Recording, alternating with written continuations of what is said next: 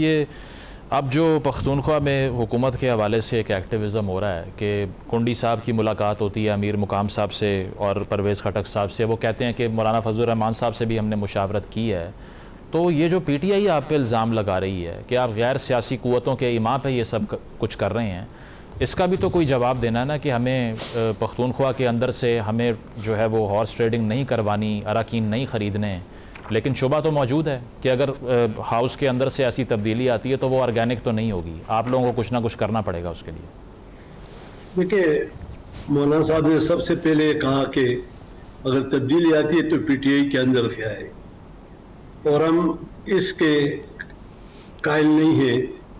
اور جب بھی اپوزیشن کے ساتھ اپنے نمبر پورے ہو جائے تو پوری دنیا میں ایک روایات ہے کہ وہ پھر آئینی آ کے استعمال کرتا ہے، لیکن اس ملک میں ہمیشہ مرکز میں جس کی حکومت ہو، صوبوں میں کولیشن حکومت بھی آئی ہے، انڈیپینڈنٹ حکومت بھی آئی ہے، لوگوں کو ساتھ چلانا۔ اگر گنڈاپور صاحب کا اس طرح طرز عمل ہوگا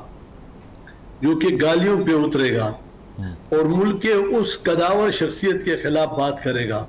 تو آپ خود سوچ لیں، یعنی ہمارے کسی بھی شخص نے عمران خان کے بارے میں یا ایون یہ کہ گوہر صاحب کے بارے میں یا اور کسی لیڈر کے بارے میں اس طرح کے الفاظ استعمال کیے ہیں؟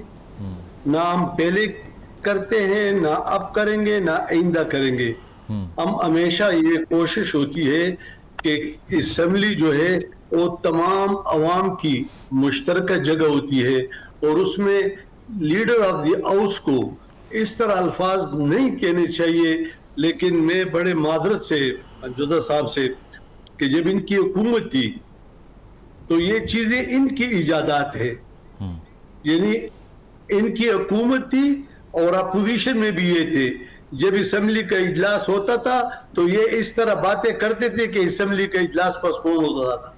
اور یہی گالیاں نکالتے تھے۔ حکومت ان کی ریسپانسبلٹی ہمیشہ حکومت کی ہوتی ہے کہ وہ ماحول کو برقرار رکھے۔ ان کی حکومت تھی، کیا کسی دنیا میں ایک شخص بتا دے، کوئی حکمران کہ وہ امریکہ جیسے ملک میں جا کر وزیر اعظم کی حیثیت سے کہہ دے کہ میں نواز شریف کے کمرے کا ایئر کنڈیشن اتاروں گا؟ یہ روایات کس نے ڈالی؟ نہیں، غلام علی صاحب یہ سارا کچھ آپ کو معلوم تھا نا۔ میں تو اگری کرتا ہوں کہ بہت ہارش زبان بھی استعمال ہوتی رہی، کنٹینرز سے جو پی ٹی آئی کے احتجاج کے لیے یوز ہوتے تھے، تو پھر پارٹی ریگریٹ کرتی ہے کہ یہ جو 26ویں ترمیم میں ہم نے پی ٹی آئی سے رابطہ کر لیا، کیا رزلٹ نکلا اس کا؟ وہ تو پھر آپ کی مخالفت کر رہے ہیں، اتنے سخت بیانات دے رہے ہیں، غلط فیصلہ نہیں تھا؟ نہیں، اب دیکھیں، سیاسی سوچ ایک 54 نکات شکوں پر ایک مشتمل 26ویں آئینی ترمیم تھی۔ اب یہ بتائیں ہمارا حجم کتنا تھا؟ اس توڑے سے حجم میں ہم نے ان کے ناخن نکالے، دان نکالے، زہر نکالی اور اس کو لایا 22 شکوں پر، اور اس سب چیزوں میں پی ٹی آئی ہمارے ساتھ شریک گفتگو تھی، اور جب انہوں نے ووٹ نہیں دیا اور اس کے بعد جب پریس کانفرنس کی تو گوہر صاحب نے، عمر ایوب نے، اسد کیسر نے اور باقی آپ کے ٹی وی پہ آپ دکھا دیں، انہوں نے شکریہ ادا کیا کہ مولانا فضل الرحمان کے رول کو ہم سلام پیش کرتے۔ اب تو ہم کیا مانیں؟ یعنی ہم نے اپنے سیاسی تدبر سے جتنا کوشش کیا اس کے زہر کو نکالا، ورنہ جو ترمیم کولیشن گورنمنٹ پیپل پارٹی اور مسلم لیگ لائی تھی اس کو ذرا سامنے رکھو، صحیح، اس میں کیا ہوتا؟ تو ہم نے یہ رول ادا کرنا تھا۔ اتنے معمولی سے حجم میں ہمارا سیاسی قد کاٹ، چونکہ لیڈر ہمارا ملک کا سب سے ایک باوقار اور ایک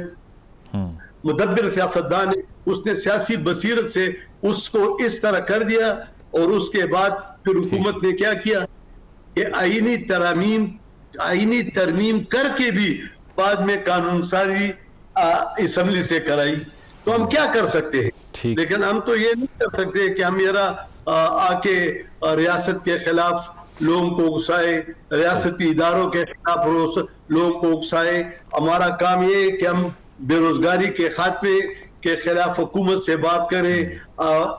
गुलाम अली साहब मुझे शॉर्टली ये बता दें, अब फिर गंडापुर साहब आपके नज़दीक, चूँकि ज़ाहिरी बात है वहाँ जो मुशावरत हो रही है पख्तूनख्वा में, आपको लगता है कि वो रिमूव कर दिए जाएंगे नियर फ्यूचर में?